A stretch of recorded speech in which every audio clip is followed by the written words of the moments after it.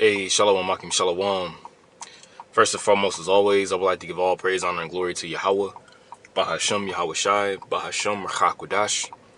I would like to give double honors to the apostles, the bishops, and the elders of Great Millstone, who taught us His truth and that's what teaching His truth.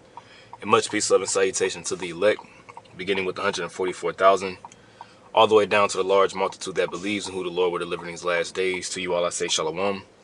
I'm the brother Tazamah from the Great Millstone Dallas camp, coming back today with another lesson.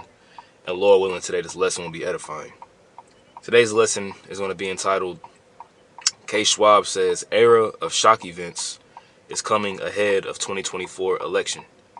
Alright, Era of Shock Events is coming ahead of 2024 elections. Okay, and shock events, an era of shock events to a degree are pretty much polycrises, alright, that are going to be happening, alright, ahead of the elections, as they're saying. But these are going to be events that are going to be happening just in general. You know, Yahweh Shai said it himself. Yahweh Shai said, he said, I have come to send fire on earth, and what would I if it already be kindled? Meaning that, like, pretty much I'm coming to send fire, and how I wish that it were already burning. And you're gonna have all kinds of events, all kinds of skirmishes, and you know, you're gonna have all kinds of skirmishes taking place, whether it be, you know, it's gonna be civil unrest, you know what I'm saying, but whether it be terrorist attacks that are gonna be happening, you know, whether it's gonna be factions rising up and different groups rising up against one another, like it says in 2nd Ezra, the 15th chapter, you know, you're gonna have pretty much disorder taking place in these streets. But that's exactly what Yahweh Ba'ashem Yahweh Shai, alright, Ba'ashem Rachakwadash is going to be bringing. Alright, there's going to be lots of turmoil, man. And these are the things that we want. You know, these are the things that we understand and know has to happen, because when these events take place and happen, what it's going to do is it's going to usher in, okay, the MOTB. Which, what is the MOTB? The MOTB is the RFID micro C-HIB that's written about in Revelation, the 13th chapter and the 16th verse. Okay, that's ultimately their end goal, is to usher in the MOTB out of disorder to bring forth order, which is ultimately going to have you be a perpetual slave to the international bankers. Okay. Now, before we actually read this, I want to look up a definition called polycrisis. All right, let's look up polycrisis real quick, because poly meaning many, and then crisis. All right, it says polycrisis. All right, yeah, let's just read it here, I guess. Yeah, we'll just read it here. It says a polycrisis is a cluster of disparate. Is it disparate? Hold up. Essentially different in kind. Okay, that's what disparate means. Not desperate, but disparate. All right, so it says essentially different in kind, not allowing comparison. So it's going to be all kinds of different crises that are going to happen that are going to be variously different. Okay, whether you're going to have you know, in these crises that are going to come, it's going to be by way of you know, famines, you know, different diseases and things of that nature that they're going to be putting out there. You know, skirmishes popping up, you know, a dirty bomb may go off here. You know what I'm saying? All kinds of events that are going to be taking place that's going to have the people shook. You know what I'm saying? That's why the scripture says, okay, let's actually get it. I can quote it, but I'll go ahead and just grab it real quick. Put this on, oh, whoops, let's do it like this. There we go. That's why the scripture says in Isaiah, the 33rd chapter, it says that wisdom and knowledge shall be the stability of thy time and strength of salvation. All right. This is Isaiah chapter 33, verse 6. I'm actually going to read this in the NLT. I never read this verse in the NLT before. It says, in that day, he will be your sure foundation. Who's going to be our sure foundation? Yahweh Ba'ashem Yahweh Shai is going to be our sure foundation. Okay? Yahweh Shai is that rock. All right, and those of us who have been sincere, all right, really pushing forth this word in sincerity and in truth, calling upon the names of Yahweh and Yahweh Shai in sincerity and in truth, really taking this truth seriously, our reward is going to pay. Excuse me, our reward is going to pay off. Okay, we're going to be able to cash out on the investment that we've been making this whole time. Okay, so it says, in that day he will be your sure foundation. He will be your sure foundation, providing a rich store of salvation. I'm sorry, he'll be a sure foundation, providing a rich store of salvation. You see, we're going to be able to cash out. You see, we've been storing our spiritual riches in heaven this whole time. You see, not trying to worry about, riches here on earth, but we've been casting everything that we've had upon Yahweh Bashem Yahweh Shai, making our spiritual investments. So we're going to be able to cash out in that time. Lord willing, we have that number. It says the fear of Yahweh will be your treasure. And that's the beginning of everything. That's the beginning of being wise. It's the beginning of wisdom. All right, when you have a solid fear of Yahweh Bashem Yahweh Shai, you have an understanding. Well, 1449. Barakatah Yahweh Bashem Yahweh Shai, man. Call Allah Yahweh Bashem Yahweh Shai. Okay? There's another scripture that says what? Perfecting your fear in the Lord. Perfecting. I know it's in Isaiah, I believe. No, not this one. It says perfect fear. Or perfect peace. Perfect feet. Let's read this one first. But there's another one that talks about how perfect peace. We'll read this one here in 2 Corinthians 7. It says, having therefore these promises, dearly beloved. And what promises do we have? We have the promises of the kingdom. The promises of salvation. The promises that, Yahweh Shai shed his blood for us and that we'll be covered in that time, like it says in Romans the 9th chapter. Having therefore these promises, dearly beloved, let us cleanse ourselves from all filthiness of the flesh and spirit. Okay, we got to walk holy. And to walk holy means to be separate. It says perfecting holiness in the fear of the Most High. You see, perfecting holiness in the fear of the Most High. And with us perfecting holiness in these events of these polycrises, that's going to be on the planet Earth. All right, as the scripture says, mischief shall be upon mischief and rumor upon rumor. When these things begin to happen upon the planet Earth, Yahweh Bashem Yahweh Shai is going to protect us while our enemies, the Edomites, beginning with the Edomites and the rest of these different heathen nations as well, as 2/3 of our people who've been scoffing and things of that nature, they're going to be caught up in all that. You see, they're going to be caught up in these different events that's going to be hitting the planet Earth. And great fear is going to fall upon them. I'm talking about great fear, the fear that's going to grip them. Okay? But there's another, let's get the one I was actually wanting. Perfect fear. Is it perfect? Oh, I'm sorry, perfect peace. Perfect peace.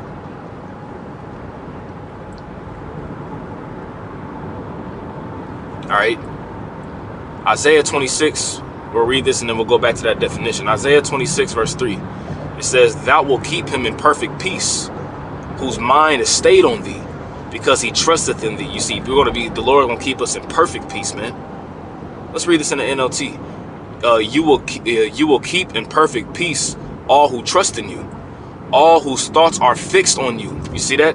All whose thoughts are fixed on you. You see, in the thoughts that we have, man, the thoughts that the Lord has towards us, as the scripture says, is thoughts of peace. We're hoping that we're going to get an expected end. You see, we have an expectation behind everything that we're doing. We're not just doing this, just because it's for fun or, nah, man. We have an expectation when it's all said and done at the end of the day. And our expectation is salvation. Okay?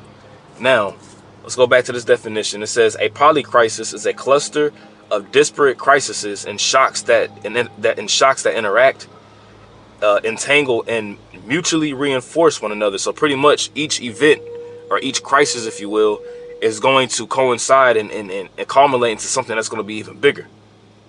Okay? It says that interact, entangle, and mutually reinforce one another. So you're going to have, diseases. You're going to have famine that's going to bring forth diseases. That's going to bring forth more sickness. That's going to bring forth dead bodies. It's going to bring forth wild beasts coming out of their places. Pretty much you had polycrises that was happening in Egypt. Whenever Egypt fell, you had the Nile River turning into blood. Then the fish in the Nile River died, which was a source of their traffic and their income. You know, and then, you know, various different things, man. You know, the hail coming down and destroying their crops, you know. Got to also keep in mind when that was happening and, you know, their cattle was dying, you know. Egypt fell by polycrisis, man. Okay? It says it typically leads to more drastic effects than the sum of the parts. See? The concept was coined in the 1990s, but became popular in the 2020s to refer to the effects of the PDM, war, inflation, climate change, energy shortages, and democratic backslidings. You see that? And these are all things that we're seeing now, man. They reaffirmed it back in the 2020s when the whole thing happened. The whole Crown Royale. Okay? War, inflation, sea change, energy shortages. You know, they're telling you, you know, you gotta turn your AC down here in the summertime because, you know, there's gonna be rolling blackouts here. Then in the wintertime, you know, you can only use so much energy for heat. You know, democratic backslidings, and look what's going on right now in the whole elections, man. Look at the turmoil that's taking place in these presidential elections.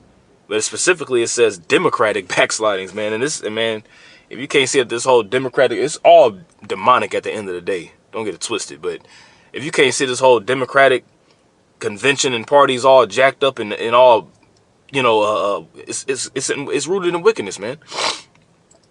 You know, the so-called, you know, the presidential candidates and things of that nature, man. They all into, you know, Moism.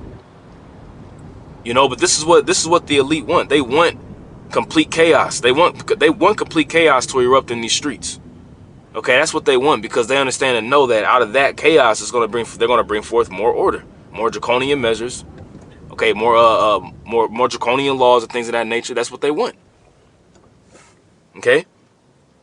So it says, K. Schwab says era of shock events is coming ahead of 2024 elections. It says K. Schwab's whiff just warned an era of shock events is coming ahead of the 2024 U.S. elections as the global E prepare to unleash chaos in society. And that's what we've been saying this whole time. They plan to they're preparing to unleash chaos. And this lines up with the scripture in Revelation 12 chapter. Okay, Revelation chapter 12, verse 12. All right, it says, Therefore rejoice, ye heavens, and ye that dwell in them. Woe to the inhabitants of the earth and of the sea, for the devil is come down unto you, having great wrath, because he knoweth that he hath but a short time. So the devil's talking about Esau. Okay, he is the devil that the Bible speaks of on the planet Earth, operating and ruling the world as we know it. As the scripture says, the earth was given into the hands of the wicked. So as he knows that his power structure is going down, he understands and knows that he's losing grip. You know, he's losing the narrative. He has to continue to, you know, he's a forger of lies, but his lies are no longer working. You know, you got people uprising. You know, there's an insurrection taking place amongst his whole thing with these different sicknesses that are rolling around and things that they want to roll out. I'll just put it like that.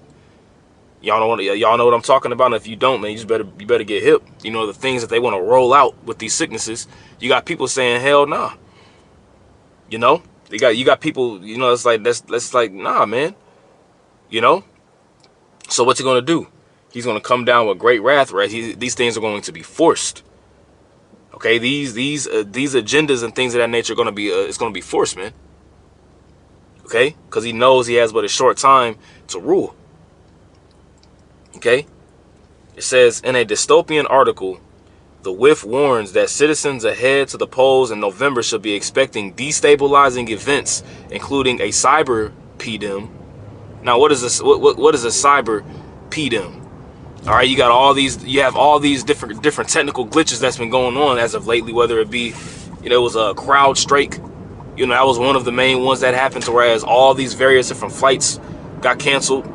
You know, my job was affected with that.